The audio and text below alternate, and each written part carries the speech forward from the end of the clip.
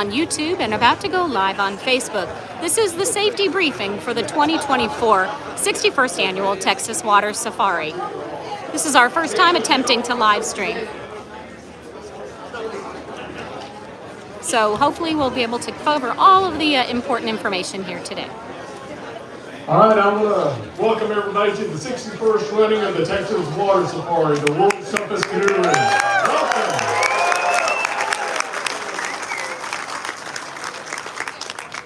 Well, we have another big year. I thought we'd lose some folks after the last 2 years, but y'all are gluttons for punishment and keep coming back. So we're going to have it again.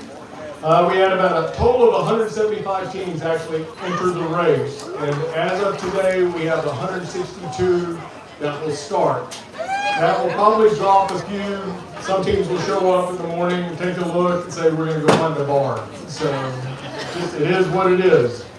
I do want to mention the Texas Water Safari. We've set up a table over here honoring our fellow racers that have passed away during the last year.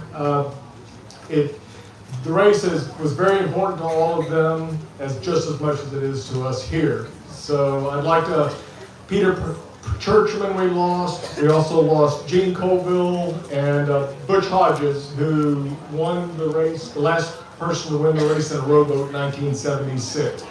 Can we just take a moment of silence?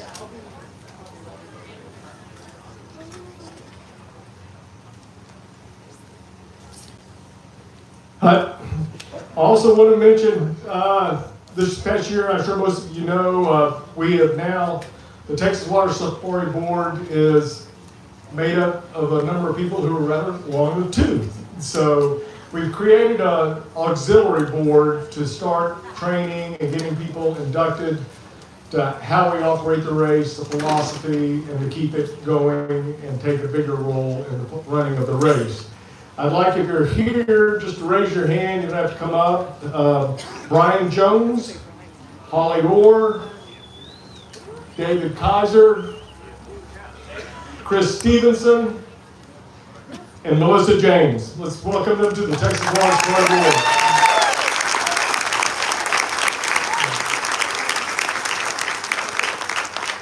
Every year, I've always been fascinated by just how many teams, divisions people are entered in, what division's growing, what's decreasing, just kind of helps us looking forward. This year we had 175 teams entered, which were related to 353 racers, 50 female, which increased from last year, and 303 male. We have 14 teams with racers from being out of state. We have 4 countries. We have 15 teams in the aluminum division. We have 9 in the mixed tandem unlimited. And this just shows you how the race keeps growing. We have 37 teams this year in the novice division. And we have 2 teams in the novice women's division, which is awesome. Solo continues to be pretty strong. We have 24 solo unlimited men, 6 solo unlimited women. We have 6 teams in the standard division, 23 teams in tandem unlimited, which is really competitive. And then we have 1 tandem unlimited women. And we have 27 boats in the unlimited division and 2 in the unlimited women, 3 in the USCA C1 men, which is probably the hardest division. And the C1 for women, we have 1. And last but not least, in the USCA C2 Pro Boat division, we have 14 teams. And all the divisions are competitive. So it's going to be a fun race to watch and participate in.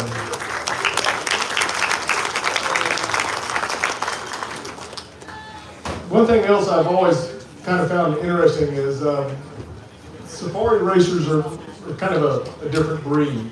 So do the names on boats. They're kind of different. I kind of went through the list this morning. I was looking over some of them, and just thought I'd jot down a few. A cute one, Dad and Lad Kayak Crew.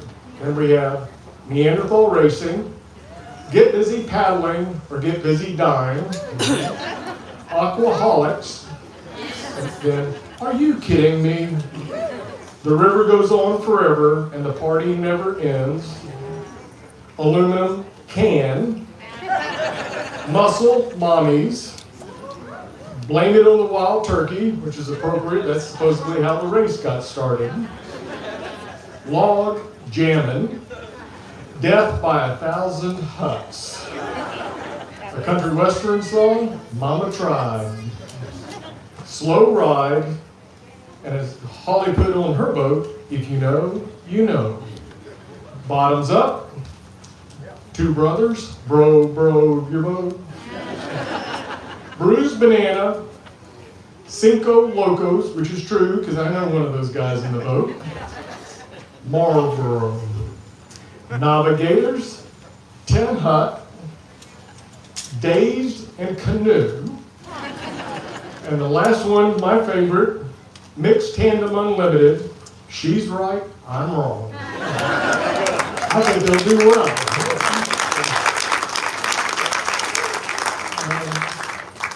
Before I introduce Dr. Dusler, who oversees the Meadows Center here, I wanted to thank a couple of people on the staff that he works with. I want to give a special thanks out to Robert Mace, the Executive Director of the Meadows Center, Carrie Thompson, the Director of Operations, Aaron Whalendorf, the Manager of Spring Lake, and really a huge, big shout out to Miranda Waite, the Deputy Director of Education. Miranda is the boots on the ground for us, and she's also a team captain again.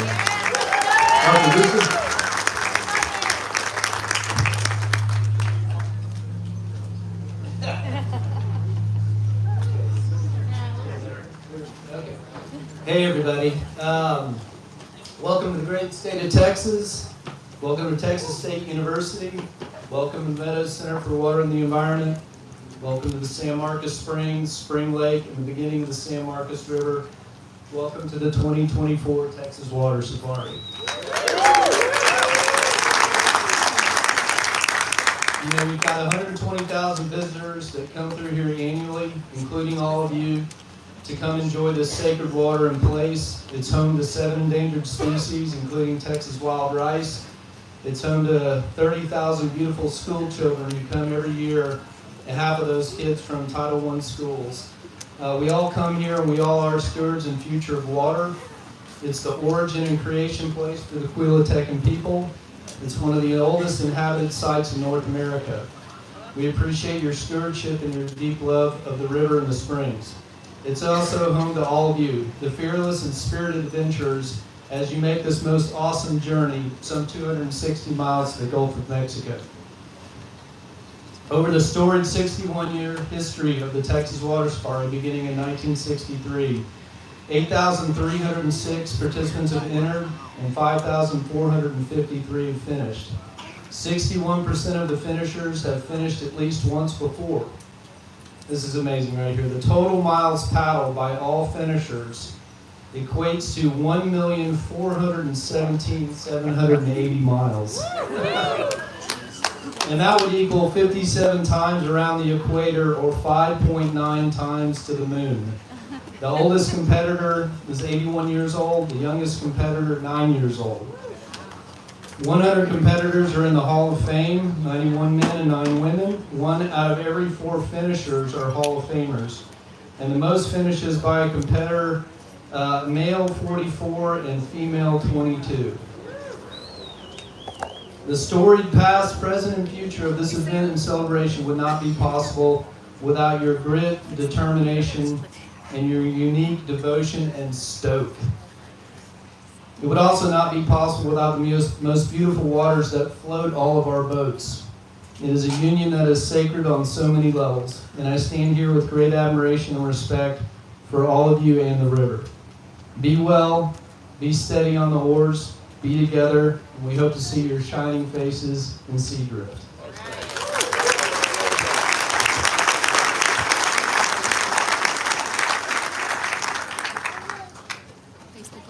I'm going to call it Long Spain to go over a list of sponsors. The sponsors and volunteers are huge for this race, and the sponsors just really stepped up this year. Well, the plaque, this sign up here really shows you all of our sponsors, but I also want to reach out for some of our sponsors that have really contributed in a big way. I'd have to begin, of course, with GBRA.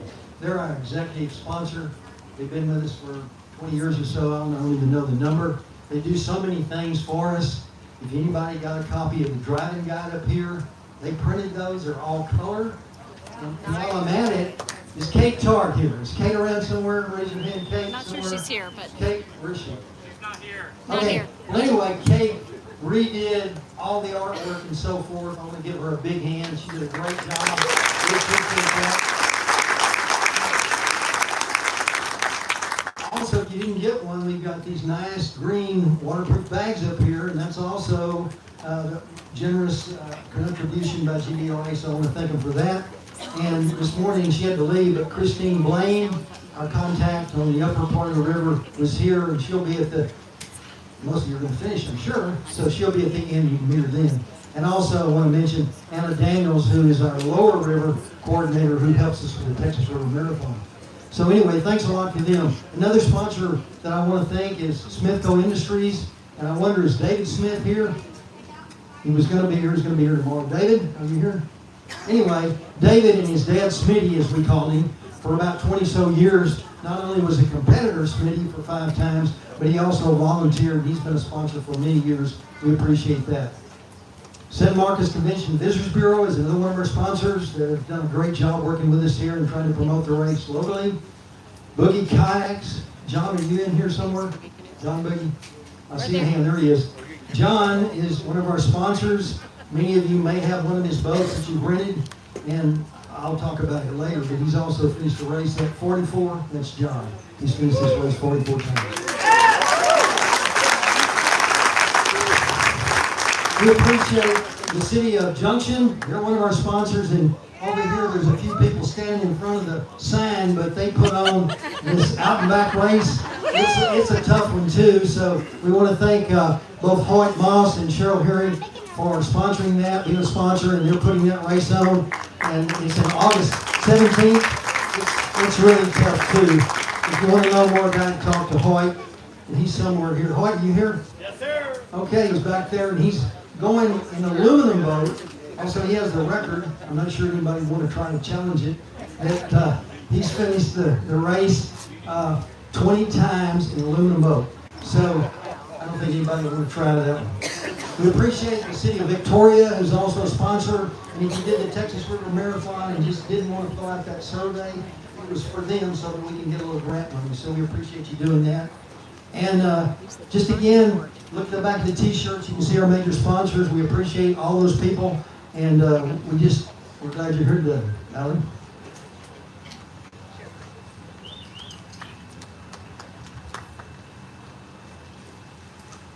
I know. The key for this race to be successful, besides our sponsors, are our volunteers. Most of our former racers who aren't racing anymore are now current volunteers. I want to point out a few of them. Hold your applause until we're done. But in case you're a team captain here, you need to hunt somebody down, put a face with the phone number. These are them. Robin Reeves is our race chairman. He oversees the entire race. Robin, you want to stand up so they can see who you are? Board members here, myself, Alan Spells, Bob Spain, Jerry Cochran, Jay Daniel. I've already introduced the auxiliary board. We have 2 head race judges this year, Vance Sherrard and Jay Daniel. So Vance back there around, he was here. Our communication director, Harvey Babb, stepped down from the board and has been replaced. He's not on the board, but a new communications director, Daryl Clemenchuk. He's down on the coast already right now. Our director of search, we have Daryl Gerald.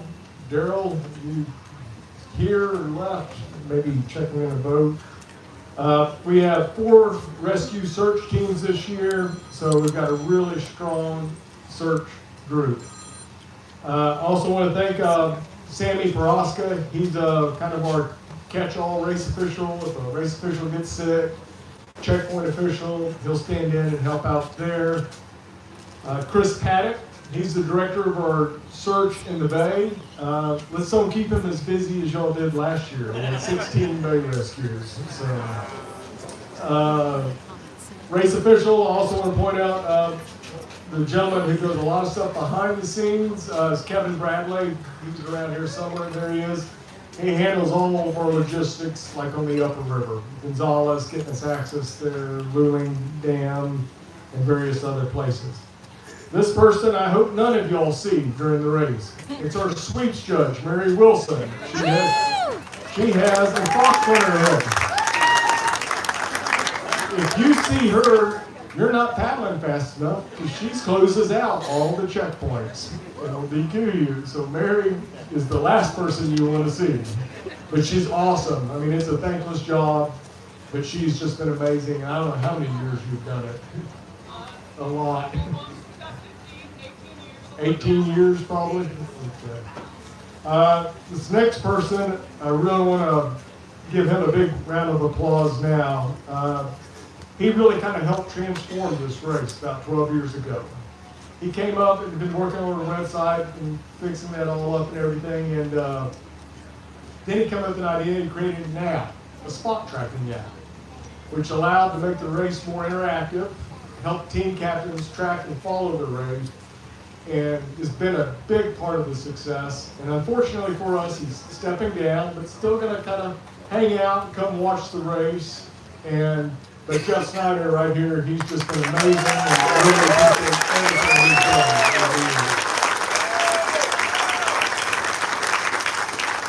done. And the new Jeff Snyder is Joe Sterling right there. So in training.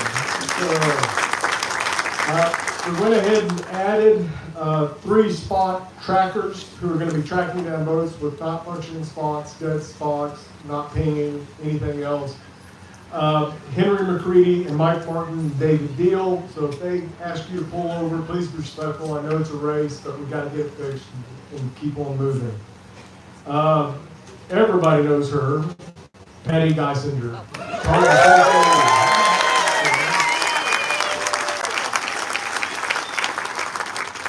And last but not least, she flew in from California to photograph the race for us, Ashley Lamb.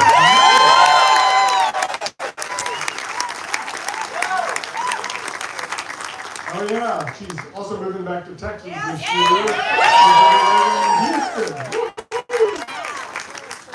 And Sandy and Kate and Jill. Bob's going to talk about a special award we have called the Brad Ellis.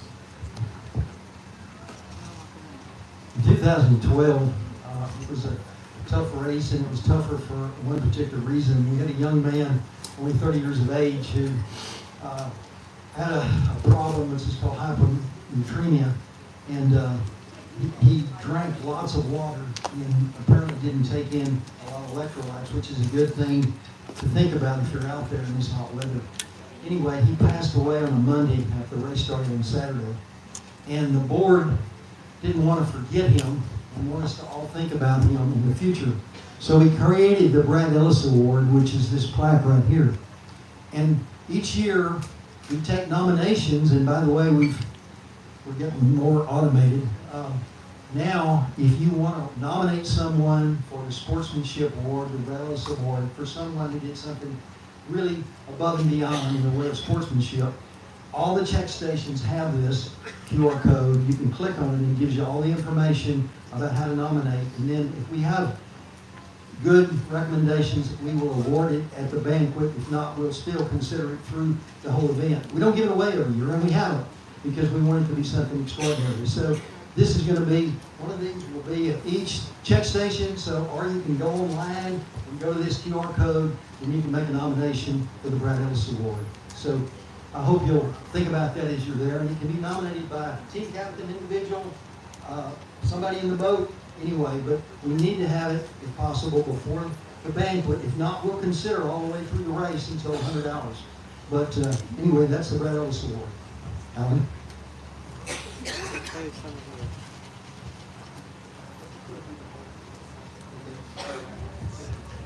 Okay, I'll do the raffle. Jay, can you come up here? Each year, we usually try to do something to just as a fundraiser, something that's neat about the safari, and we've done something different this year. Here in front of you, Jay's going to hold it up. we did some research, and I guess we didn't do it well enough because we only thought there were 6 books written about the safari. As it turns out, there's 7. So I made, my wife and I, she's an artist, made the bookcase. It's made out of walnut and hickory, and the 6 books fit in there, but we found out there's 7. They're all signed except for the one on paddlefish because it's out of print. But all the other books are signed, and on that same token, we're selling raffle tickets. We've got a few in here.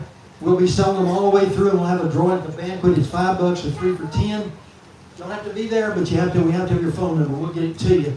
And we also have a bunch of copies over here, all signed, of all these books except one. So if you're interested in any of those books on the water safari, we have them over here. And if you didn't notice, we got these cool caps this year that fold up. You can just stick them right in your pocket. They're really cool. So check out the merchandise. And you can go ahead and do the Hall of Fame. Hey, Jay. Come on up here. Let's do the Hall of Fame.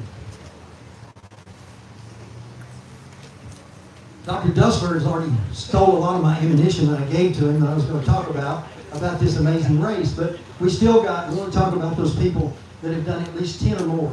So behind Jay is a plaque. So there's 2 of them now because we filled up the first side and we started the second side. And if we could, she may want to get a picture of the people getting the award there. I don't know if the folks are there. Can you get a shot without getting the folks in? Anyway, we're going to recognize those folks first off that have done at least 10 water safaris. That's somewhere around 2,600 miles, like paddling from New York City if you could to California. So these are the people that have done the race at least 10 times. And I'll start out, so when I call your name, if you're here, come up, we'll make the presentation and get a picture at the same time. The first one is Ido Amaran. Is Ido here? He's not? Okay. Ido, he first finished in 2005 winning the standard class, and over the next 10 years he raced 5 times in standard, C1, C2, and then in 2016 he won the standard again, and he won the aluminum in 2019. So last year he finished in the standard class, won it the 3rd time in 2023. Chris Champion, I know he's here because I saw Chris. From 2013 to 2023, Chris raced 6 different classes. He won the Tandem Unlimited in 2021 and the Standard in 2022. Come on up.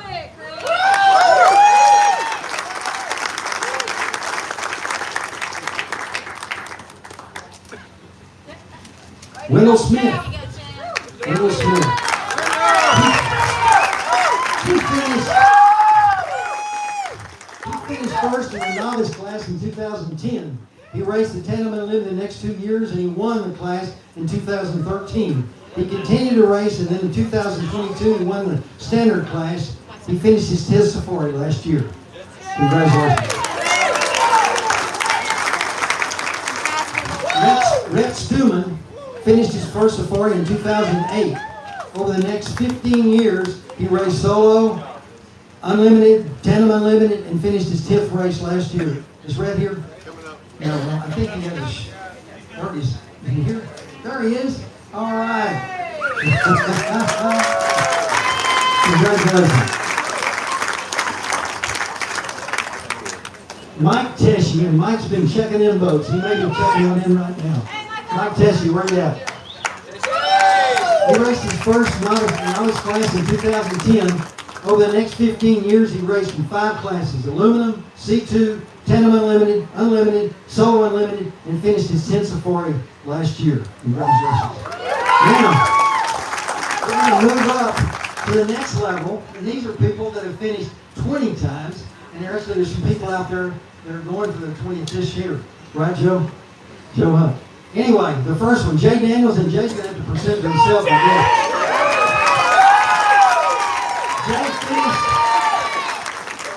Jay finished the Tandem Unlimited class in 1985. 5 years later, in 1990, he won the class, and 2 years later, he won it again. In 2000, he won the class a 3rd time, and 17 years later, in 2017, he won it overall in the Unlimited class. Congratulations, Jay. Gaston Jones. Where's Gaston?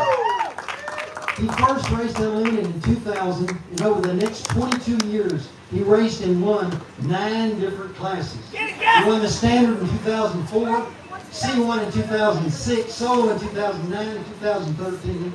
And along with his daughter who pulled him through, he won the adult child in 2019. There's more. And she's only 15 years of age, by the way, Lily. And then the next year, 2021, he won the aluminum class with his daughter. And then he won the unlimited in 2015, 2017, 2022, and 2023. Quite a record.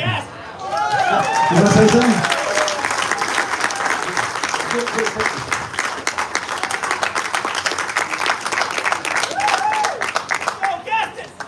White Moss. He first raced aluminum in 2001. Then in 2006 and 2018, he won the class. That's the only class he's ever raced.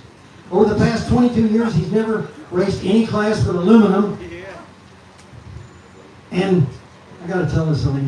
He went for it last year, but he told me that at one point he felt like he was up on a cloud, on a magic carpet, just moving through the clouds. So when he got to the next checkpoint, he got out, Ren got in the car, and his team company come up and said, maybe next year. So he did, that was the year before, so he finished 20 last year. Congratulations. James Ward, first raced the novice class in 2000. Over the next 22 years, he raced 5 different classes, aluminum 5 times, 10 unlimited 4 times, solo 5 times, standard once, men solo unlimited, and unlimited 3 times. Is James, is he here?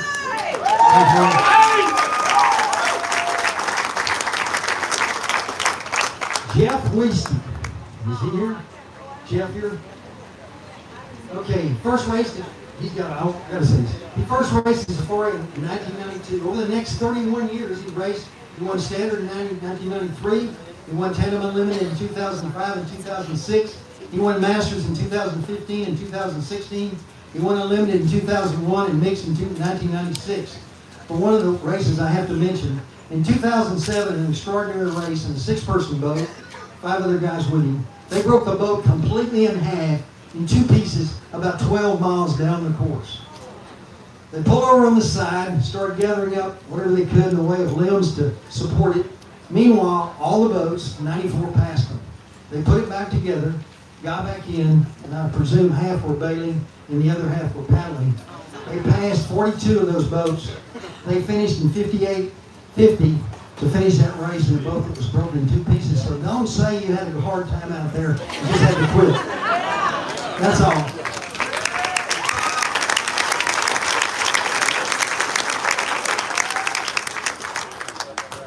All right, before I get into a lot of trouble, I need to thank the most important people in the race, the wives of some of the people who handle all the registration, all the work behind the scenes, and all the race prep for the other Safari sponsored races. Kristen Daniel, Linda Cochran, Susie Paddock, Joy Spain, and Gloria Reagan.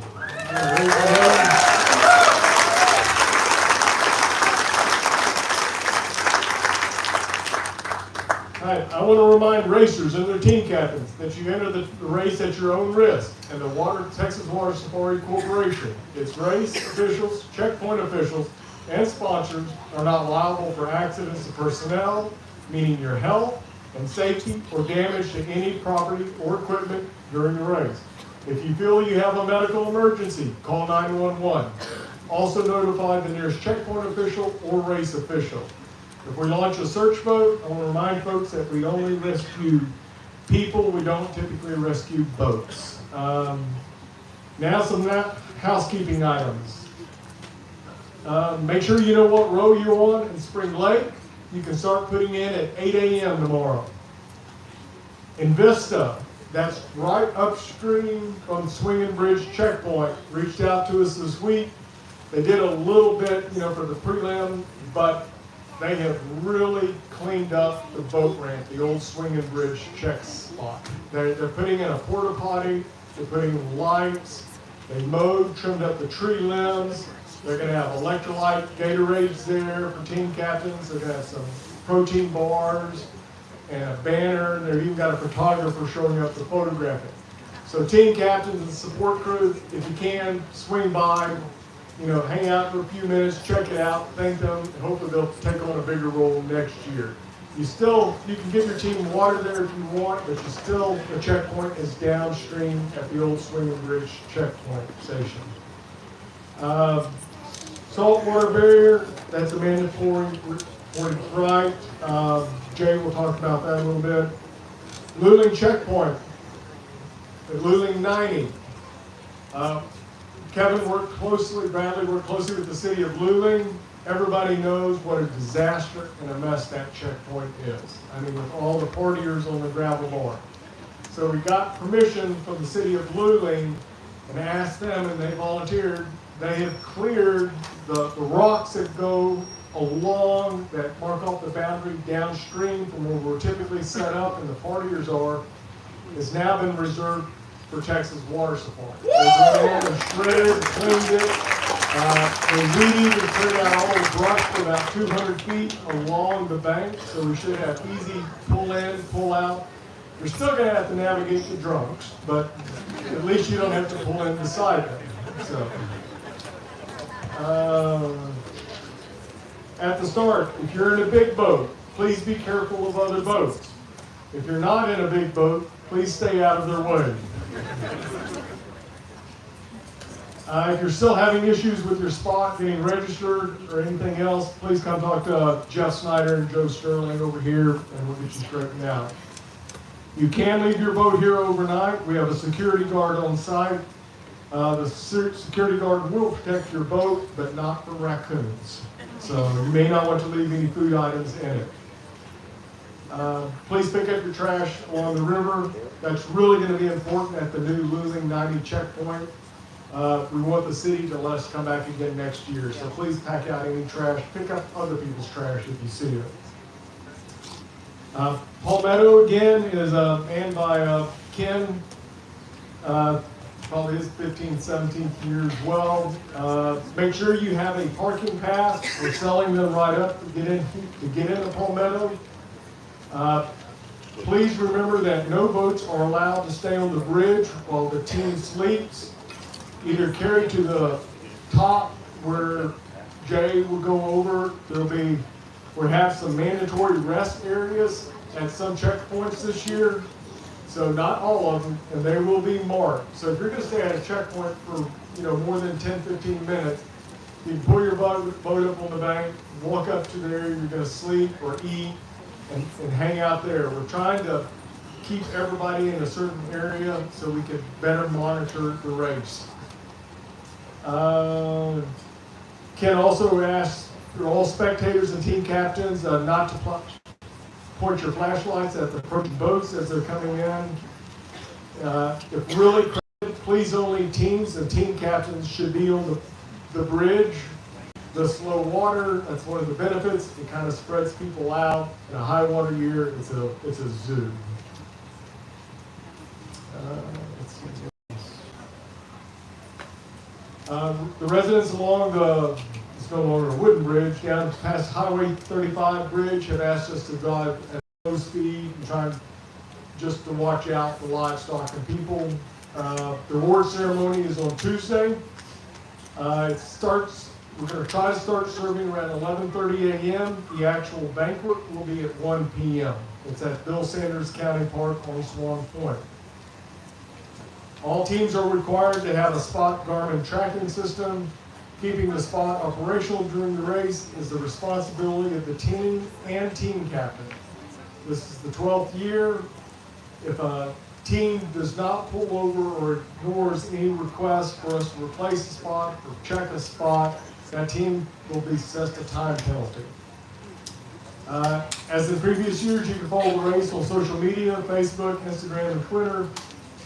I also want to remind racers that cell phones are mandatory. Your cell phone must be remain fully charged in case of a needed emergency. So if you're using it for music, you need to make sure you have a battery pack to go with it that can be used in case of an emergency. Like last year, and it's been pretty good this year, all inflatable life jackets are illegal. Two-way communication is legal. Feel free to communicate with whoever you wish except a race official. if you contact a race official asking for assistance or help or something, you could be disqualified. You won't be disqualified if you're calling in to say there's an accident, someone needs help, and we want you to do that and let us know so we can launch a search team immediately. The last rule, my favorite rule, rule number 22 or 23, the Texas Water Safari reserves the right to change, alter, or amend any rule during the race. We have 11 checkpoints.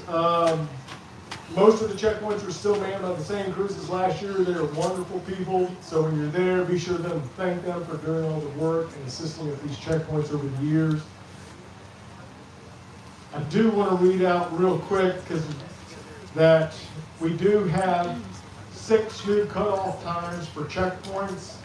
So you just need to make sure you're alerted to it, like 2 p.m. Saturday at Staples, 6 a.m. Palmetto, 4 a.m. Hoheim, 2 p.m. Gonzales, and 2:36 is 3 p.m. and Calhoun's RV Park is 3 a.m. Okay, we're going to have Jared come up and talk about some of the obstacles in the upper river. Can you repeat those times one more time? Sure. Okay, And maybe the new the day. time at Staples is 2 p.m. The new time at Palmetto is 6 a.m. The new time at Gonzales Dam is 2 p.m. The new time at Hoheim is 4 a.m. The new time at Crow 236 is 3 p.m. The new time at Calhoun's RV Park is 3 a.m. The finish time at Seadrift is still the same, 1 p.m. on Wednesday. And I'll have this up here if anybody wants to come take a picture of it. All right, I just have a couple things. Jay's going to do some of the course. This is my little PowerPoint. This is basically the portage coming as you go down Spring Lake. You get in at 8. We got several of these maps up here. If you have a question, come up. We've got it all barricaded off where you cannot go, so don't go past any of the barricade tape. There will be officials down there to monitor it. And that's to keep people out of the eastern spillway, which has the wild rice and some of the endangered species in there.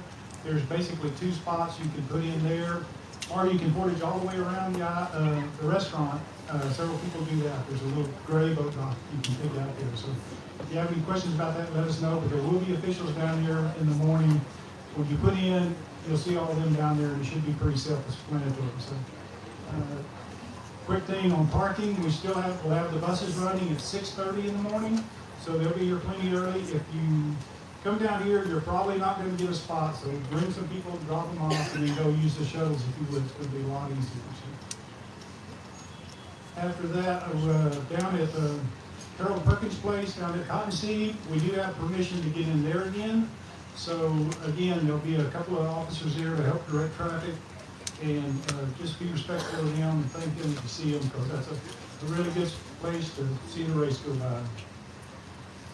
And Staples is going to be pretty limited parking again, so you might have a little height, but we're still working on that. Hopefully next year we'll have a little better handle on that. So, and real quick on Palmetto, I know he mentioned it. Ken, click. My PowerPoint didn't work very well. There we go. Anyway, you can see this map. We basically have the whole park reserved except for about 10 spaces. Team captains, if you go in, cross the river, turn left and go in there, they're going to have the checkpoint, and all the RV spots are available for us to use for parking. So they're big long spots that accommodate a lot of people. Just be respectful, don't block somebody in if you got a couple of teams, maybe park in the same spot. So there's that. The group campsite is across the river. It's a big open parking lot that can be used. So there's several spots to use. If you look at this map, and we also have maps on the table from Palmetto. So if you have any questions on that, get with us. But Ken will be down there helping direct traffic. So that's pretty much it for what I've got. All right. We're not going to try to go through a complete course description because it's the same as it's been for the last 3 years now. It sucks. If you thought it was low between Gonzales and Hoheim last year, it's worse. So if you don't have track shoes, Holly's got hiking boots, I know on her list, you might want to bring them because depending on where you hit with that flow, it's going to get rough. I want to reiterate again, the portage down here at the end of the dam, don't go where you're not supposed to go. That's very important for the health of the race long term. All right? Same as last year, though. Same. Basically the same as last year. Okay? It's crowded. Some of you think you're really fast. You're not. Some of you are really fast. You can't drive your boat. You know, think it's not Houston. You know, you can't just run into somebody and get in the crash lane. They sink, they get hurt. We don't want that to happen. At some of the checkpoints, and I can never keep it straight in my head, Palmetto is not one of them. Luling 90, Hoheim is a self-explanatory place. Cheapside, 236, Victoria, we have mandatory, we're calling them rest areas. One of the things that continues to happen, and one of the reasons we have 2 head race judges this year, is somehow people don't understand that you cannot use air-conditioned cars, cots, lawn chairs, lazy boys, you know, whatever. I mean, team captain wants to stand there and fan you, I don't care about that. But if you're going to be there for more than 10 or 15 minutes, you, not your boat necessarily, need to be inside of that rest area so that we can kind of keep track of everything. Plus, that gets to be about the time of the race when we're trying to figure out where, who, what it is, ended up where. Couple of things. In my truck, I have a bag of reflectors. Somebody seems to have left them in the cuts.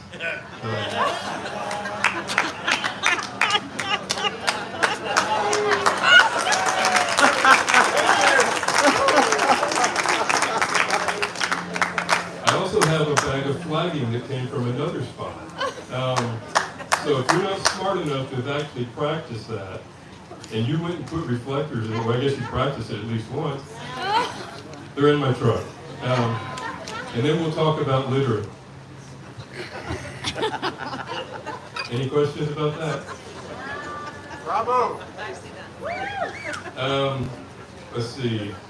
And Jerry mentioned and Alan mentioned real quick, the saltwater barrier is a mandatory portage.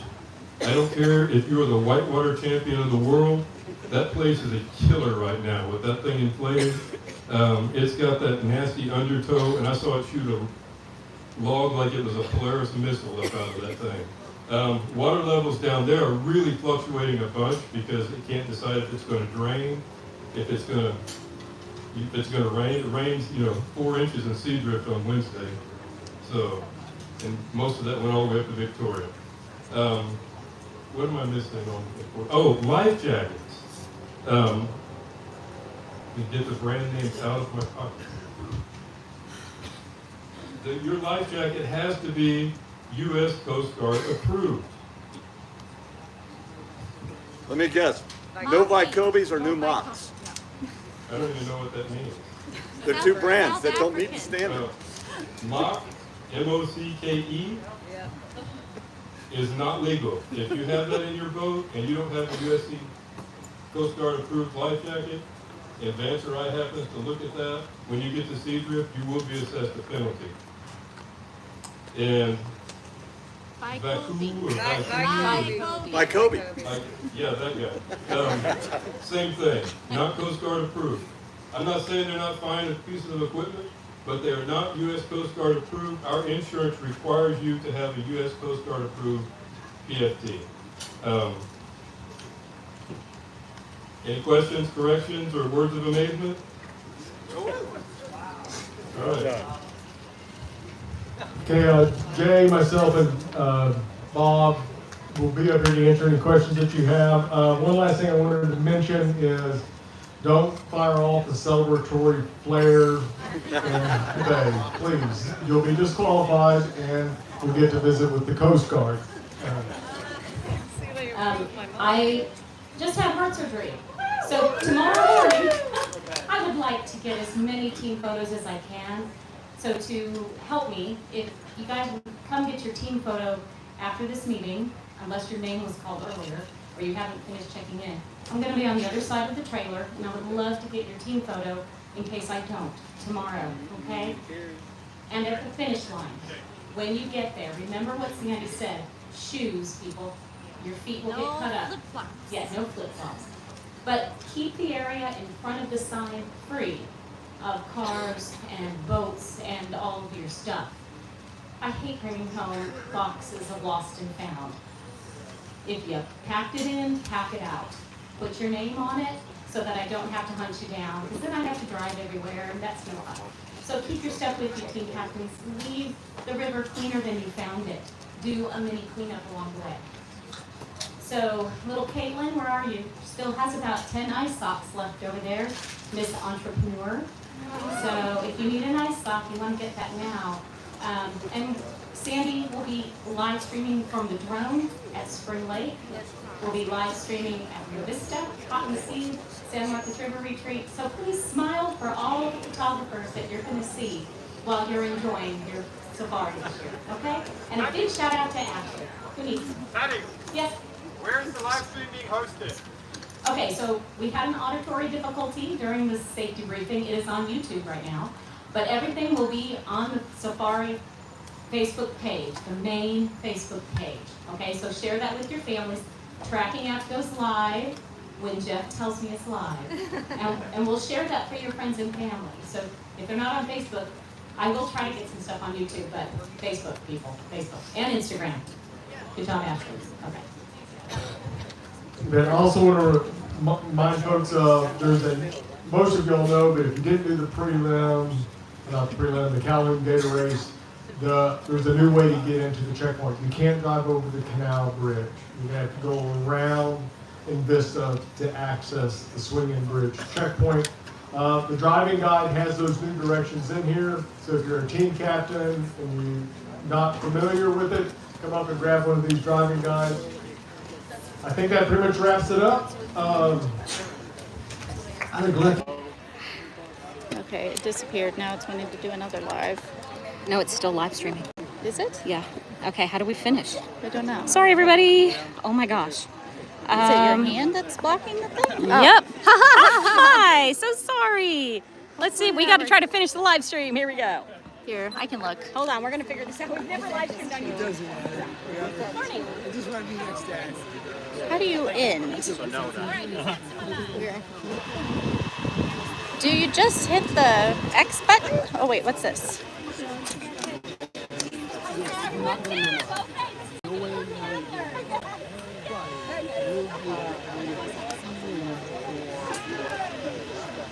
I think I should try hitting the X button. I don't see any other buttons. All right, we'll try it. Are you sure you want to stop streaming? Yes.